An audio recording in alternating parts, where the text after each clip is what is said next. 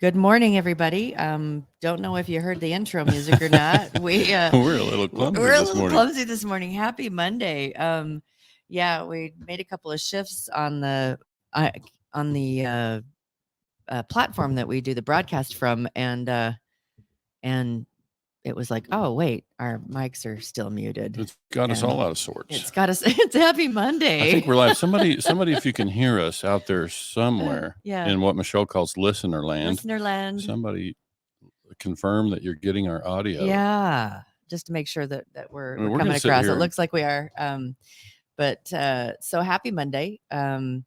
We just a couple quick little things. TIADA people, it is like exactly the start date of the actual classes is 2 weeks from today. Is it okay? Yep. Yep, And Monday. Yep. so if you haven't already registered, I know that they are still taking registrations, just a little bit different on the hotel side. So so we hope that we see you there because if you know us, come up and we'd love to see you anyway. If you Please. hear or listen and just come up and say hello and introduce yourself. And Jeff Martin is a busy guy, but Jeff, we hope to get to him on the show between now and the time of the event. So says Jeff Fulton says no audio. One says loud and clear. So Jeff, it sounds like one says they're hearing us. So you might have a speaker issue on LinkedIn. Okay.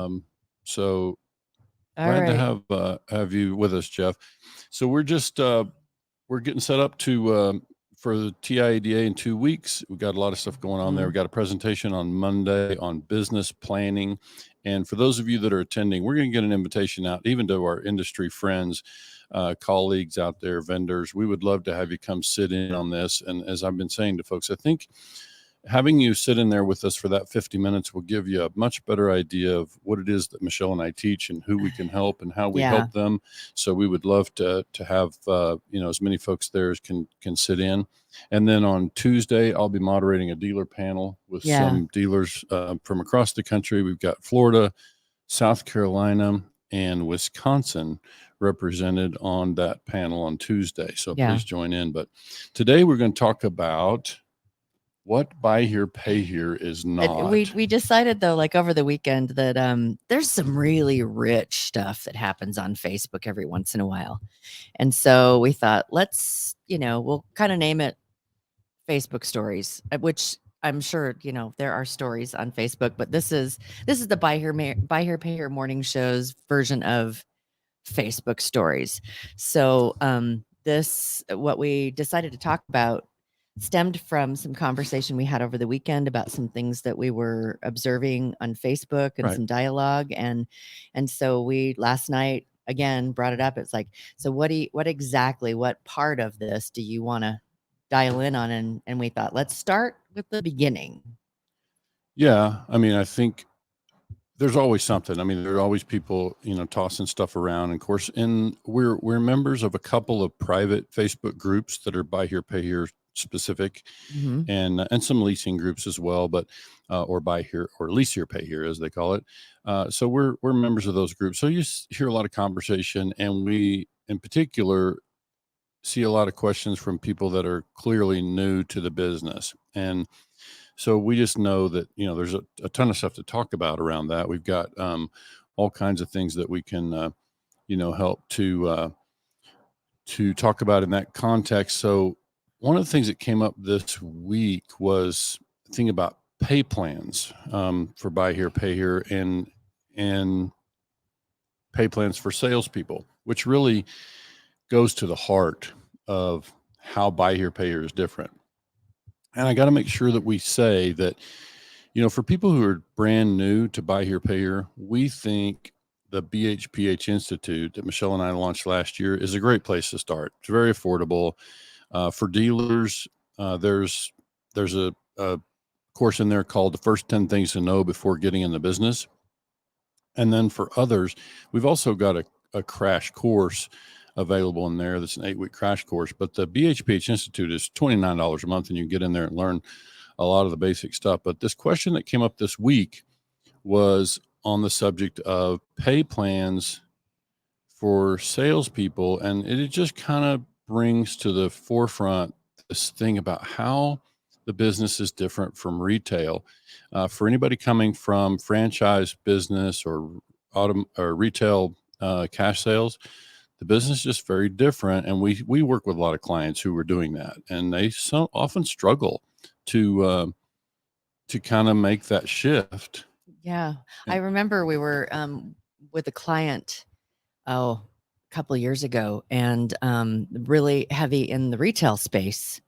And they had seen you at TIADA a few years back, and we're like, we want to get into buy here, pay here, and that's who we need to have come help us with this.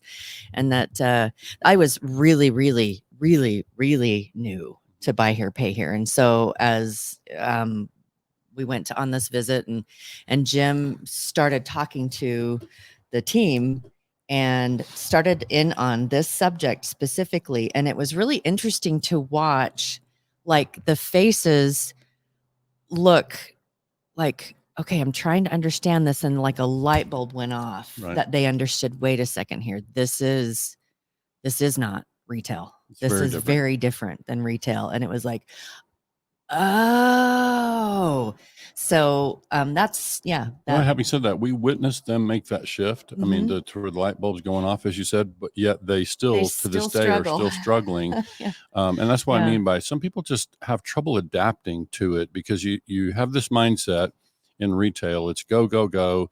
It's It's car, sell, car, sell, car. sell. It's inventory centric, Mhm. and so it's sell, sell, sell. And, it's maximize the gross profit and get the deal done. And, we just, in buy here, pay here, it's just a different mindset. It's a whole different business approach. And that's why this question about, a pay plan for a salesperson kind of goes to the real fundamental difference about that. And so we had a Yeah. person who was new in the business, and one of the groups that chimed in and started asking the question, how should I get paid? And it's like a lot of times there's such a big, it's a big loaded question. Like, it's hard to know Yeah. how to answer Well, the question especially when it's coming from a salesperson and not the dealer. not the dealer. True. So it was an opportunity to kind of, introduce this salesperson, and they were very gracious. I eventually chimed in and kind of shared with them some things to think about. But, it's easy for most of us, and I realize most of our audience is already in the buy here, pay here business, but Mhm. we still see within that people who have, varying types of bonus plans or commission structures for salespeople. And I think it's just so important to understand how the business is different. I mean, let's just talk as though people are listening who are brand new to the industry and don't really recognize the difference. I mean, first of all, when we finance a customer, we are obviously stepping into a long-term relationship. It's not like a traditional retail situation where, a salesperson intends to follow up with the person who bought a car for cash, or, even if they used indirect financing, they buy a car today on a retail lot or franchise lot. Salesperson gets the deal done. They might do a follow-up call in a day or two. They might send a birthday card, in a year or whatever.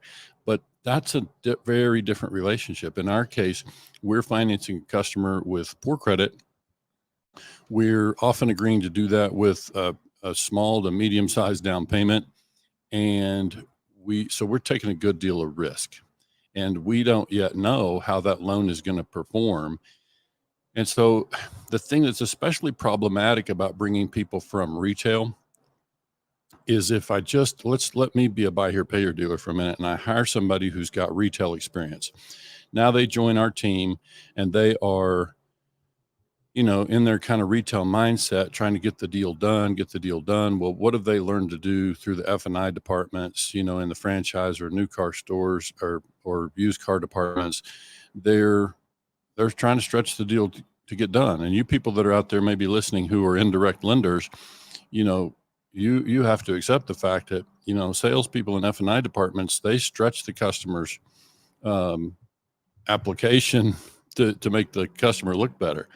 That's part of what happens in order to get deals approved and make things happen. So we can't have that in buy here, pay here. We can't have salespeople focused on getting the deal done, especially when motivations cause them to want to stretch the customer's job time or whatever it does to make the applicant look better, because that is the person who will be working with the customer out on the front line. So if you think about things like a straw purchase, so for those listening who are not familiar with the straw purchase would be, a young woman is in buying a car, and we somehow recognize in the process of taking the application that she's actually buying the car for her boyfriend who just got out of prison or whatever, and he doesn't qualify. He doesn't have income. He doesn't have a job, and wouldn't be eligible to finance. So we can somehow discover, if we're conscientious and we're paying attention, we could recognize that that's the situation. We would have ways to remedy that. But if I'm really looking at a commission and I'm in a position where, I've got some pressures at home and gas prices are high and groceries are high, and, I'm feeling a little pressure at home with bills and whatever, then it's just a natural temptation for a salesperson to want to get the deal done and maybe overlook some stuff in the interest of earning a commission. So it's just so problematic to have a traditional retail commission structure for people in buy here, pay here. And besides that, I've met a lot of characters in our travels, and we were chatting with a dealer year or so ago, and they were struggling with getting their salespeople, or we kind of like to call them finance associates, because it's like, this is different. Their finance associates or salespeople, we just can't get them to get up from behind the desk. And that one of the things that was said is like, this is the easiest job ever.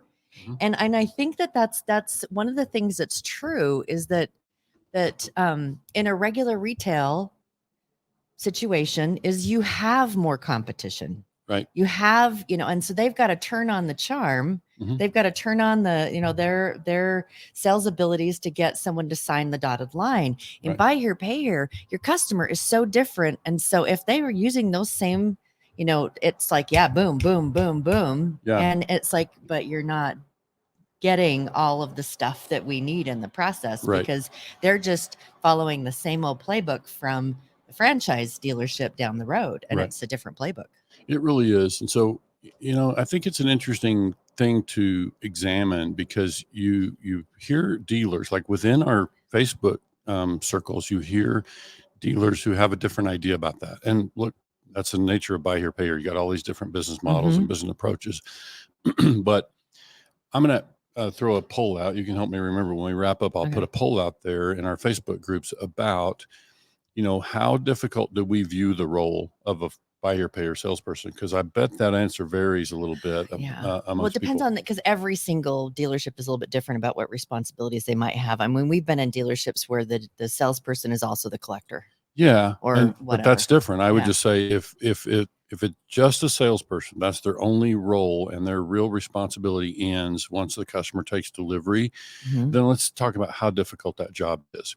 So, I think there would be dealers who would say, well, I'm counting on that person to be talented and skilled and be able to close the sale, right? And then there would be others who say, they're really just a customer service person who really just assists the customer through the process. We're not trying to pressure anybody. At the end of the day, this is a poor credit consumer. And so we're not trying to pressure that person. So if they're ready to buy, we're happy to help. We can walk them through the program, and we train them to do everything that we need them to do. Yeah. And usually when we're launching a new dealer, and they're talking about, okay, so we need to add some salespeople, and we're like, okay, now you're not hiring a salesperson. So don't think that you need to find someone with a lot of car sales experience, because this is something that you can, the mom who has the last kid heading off to school and, wants to enter the job realm, and has really great customer service skills. That's someone that we would love to see in the business. Or the guy that is the manager of the Subway and has great customer service, and you've walked into the store and you've seen how well they do with customers, and you're like, that's my man. Yeah. Or that, that's my person. So it's you're not going around and shopping at all the other dealerships looking for someone to be a salesperson. Yeah. At least that's the advice that we give. It's like, That's right. That's you're the looking for approach people we that like recommend. that are good with customers. Yeah. And we've obviously seen, and I put a post out there on Facebook a while back to say, and by the way, I don't know who needs to hear this, but some of the most effective salespeople and managers in every position in the dealership over the years, in my experience, has been women.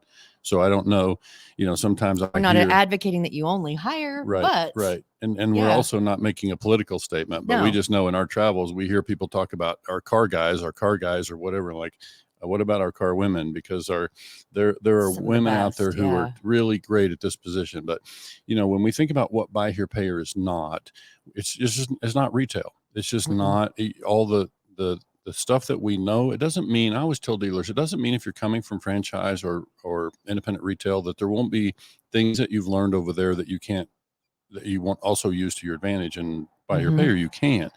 But there are way more differences than there are similarities. So for you to really be successful long term, you can be successful short term. You can create a lot of sales and a lot of gross profit, and your financials will look great. And you'll think, wow, we should have been in buy here, pay here all along. Then the repos and charge offs will start to hit because you originated a bunch of bad paper, and suddenly the business is not as enjoyable as you thought it was going to be. Yeah. And we've heard stories over the years. We've all met dealers out there who, will say, I did buy here, pay here, never again. Well, typically that's going to be because they approached it from that retail perspective and didn't really learn all the differences. So, I think it's just important for our listeners to understand that when you do step into buy here, pay here, it's a very different environment. It's philosophically different. There's just a ton of things that are going to be different. So we have to be prepared for that. And again, we recognize many of our listeners are already in the buy here, pay here space, but there are some out there, and we know some of them. There are some that are still struggling to make the adjustment. Shift. Or there's a new general manager in place, and the general manager doesn't have buy here, pay here experience. And so they're trying to bring a retail mentality. We've witnessed that as well. People bring in a retail, sales mentality to buy here, pay here. And so they tend to be very inventory centric in their advertising. And they tend to be very sales minded in everything that they do, and don't pay much attention to the larger parts of what we know is important in buy here, pay here. Absolutely. And I have to wonder sometimes if you brought someone in as a sales manager who was heavy on underwriting, that understood, that whole relationship with with dealing with a note that has to be paid off over the course of 3 years, and all of that, if that might kind of shift. Yeah, especially if you ask the sales manager to handle the collections on that account, get out there and collect the payments, they would soon begin to understand the difference. And this is why, salespeople were asking, and the question that really came up is, what is my value to the dealership if I bring all this retail experience? And my answer was, there was a lot more to explain there, but my answer in short was, well, your value is mostly unknown at this point, because all you've really done so far is create sales, which is, in my view, the easiest part of buy here, pay here. Yeah. So I'm going to say that again. Selling cars to buy here, pay here consumers who have poor credit and need somebody to help them with financing. Selling that car is the easiest part of buy here, pay here. I was just kind of thinking about, one of the things that we've done with some other clients just to help their team. And this is one that has multiple locations. And we were one of the things we were trying to work on is culture within the entire organization. And not just the sales team or the collections team or whatever, is that we suggested that when you're hiring new people, in the orientation, in the training process, that person goes and spends a Friday shadowing collections. Yeah. And I mean, it's just a day that you're having to kind of, not have them on the line in regular training, but have them shadow that for a day so that they can see what it is that they're setting the collectors up for. Yeah. Absolutely. And we talked about this when I first got into the business 20 years ago. It was, it became clear to me, it was talked about a lot, that the sales process is tied very much to, or it should be, if we do our job well, um, we really should make sure that the sales process is tied to the underwriting process, which is tied to the collection process. Meaning, we need to make sure that we've got that everything that we do in the selling process positions us for good collecting. And I've said over the years, the sales department, and this is exaggerated, but the sales department typically, if I'm a salesperson in a typical buy here, pay here lot, I have about a 1.5 hour relationship with the customer, where the collection department, I used to say, have a 3 year relationship with the customer. Now that relationship, with high car prices and longer terms, we're probably talking about a 4 year relationship, or, obviously business models vary, but you get the point. It's like we have a short relationship with the customer. And while we all understand in our business, we have to produce sales, we have to produce contracts, then, that's something to be aware of. So we know we have to produce sales. I think the question is, how do we motivate people to produce sales? And do we need fat gross profit commissions or front end commissions in order to produce sales? If we do, then there's something fundamentally wrong. Like, I would just look at that and say, we're creating, we're putting the motivation in the wrong place. So we got some questions in here. I see some comments. Jeff looks like, yeah, Jeff, glad you're joining us from LinkedIn again. It looks like you got audio figured out. We said you're in 30 years in business.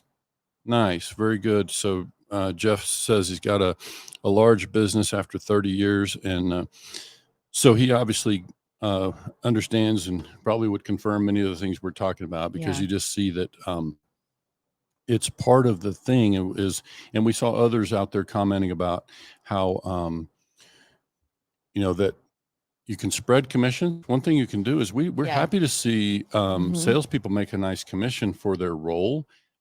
And I've done the same thing. Our friend Carrie Watkins on one of the Facebook groups indicated that, she was a proponent for having the commission be spread across the first few months, like if the contract is still active and performing.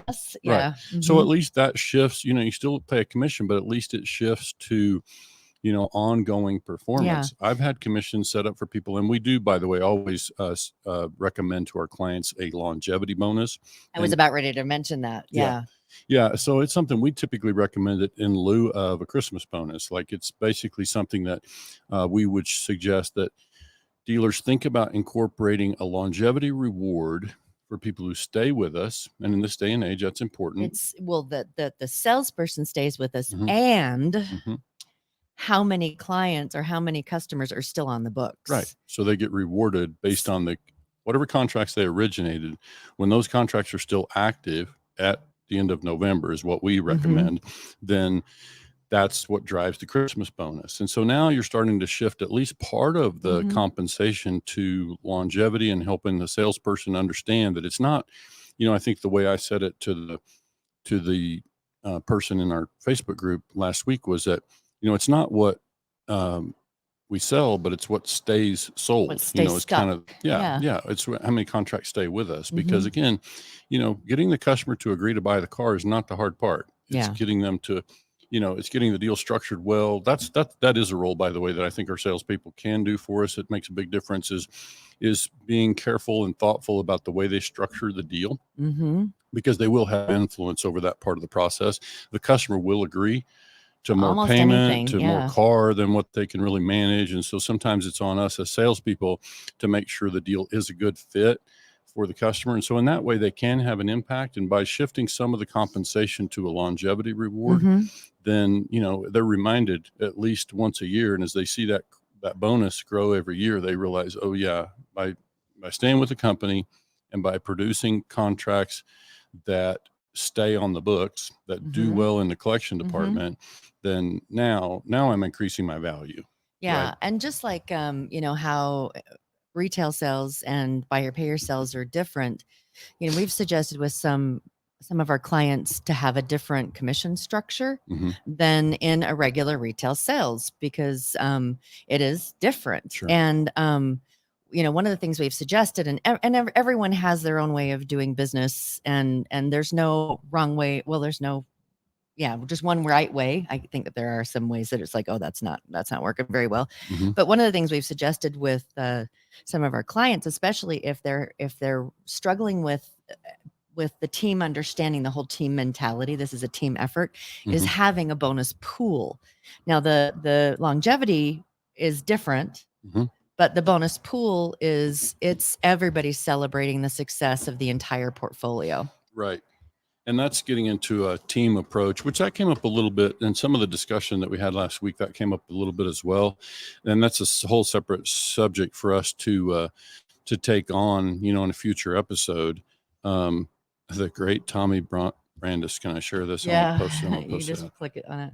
And Jim's in charge of what the media shows panel today. Yeah, today. So the great Tommy Brandis. Tommy, I hope you're listening to hear Hugo Sanchez referred to as the great Tommy Brandis once said, "We're not in the car business, we're in the CAR business, creating a relationship." yeah. So again, that's a great way to say it. And I think for people that are new, it's just a really important paradigm shift. And Michelle's seen me invest a good amount of time taking people that are coming from retail, coming from franchise. We invest a good amount of time taking them through the whole thing and trying to help them understand how this business is going to be different, what it's going to take to really have the customer be successful. And then beyond that, Michelle and I are big believers in an approach that says, we don't just want the customer to be successful in their note. We want them to buy another car at the end of that note. We want them to refer friends and family, and we want them to be on our books for 10 years and beyond. So that just means it's way more than just getting a customer in a car today and earning a commission today. It's a much bigger strategy that is, it's really about, just like what Tommy says, you create that relationship and the customer is, now you're able to support collections better. And you and I talked in prior episodes about creating equity, and so all these things about equity and engagement with the customers, those things are far more important than creating the sale itself. Absolutely. So, like, some of the nuggets from today are potentially doing some kind of a bonus pool for longevity for like the people that are the contracts that are still on the books, and for the people that are your team that's still there working with you. And the other one is do some shadowing. Have new hires sit in collections on your busy collections day and observe what it is that this relationship, especially if you're getting someone that has some sales experience, it's like, this is different. Right. We want to show you how it's different. And so be aware of, we're looking at the success of the customer and not in, I just sold another car. Yeah. Right. Yeah. Yeah. And we try to even strip away the language of, car sales. Like I will use the word, we financed a customer, just because it's just vernacular that we try to adopt to get us out of the habit of thinking of it as traditional car sales. We financed a customer, we assisted another applicant. It's not a car sale. So it's like we have to think about it differently. And so, again, we'll put a poll out there on Facebook so that we can get feedback from dealers, because we know, approaches to this vary. What we find is that it's really just not necessary to have a large upfront commission for anybody in order to create contracts, in order to finance poor credit consumers. Yeah. So if there's any of this that strikes a chord with you, and you might need some help with a commission structure, with helping the team learn how to work as a team, even in training your new people, give us a holler, because that's kind of some of the stuff that we do, and we would love to be able to be of some assistance. So thanks so much for joining. Don't forget to, if you are on YouTube, to like and subscribe. When I don't know if people know algorithms with YouTube too, that when you get to so many people, that they actually start to let you do some advertising and things. And so like and subscribe, because it's we're out there just trying to help, and it just takes a little click of the button to do that, and then it will be able to help us in the long run as well. Yeah, you can also remember, if you miss the live broadcast, you can find us on all the podcast channels now. Basically, your favorite podcast platform will have archived episodes, and so you can find us over there as well. Absolutely. So again, thanks for tuning in this morning, and we're glad to have you here, and tune in next time. All right. Have a great rest of your day and beginning of the week.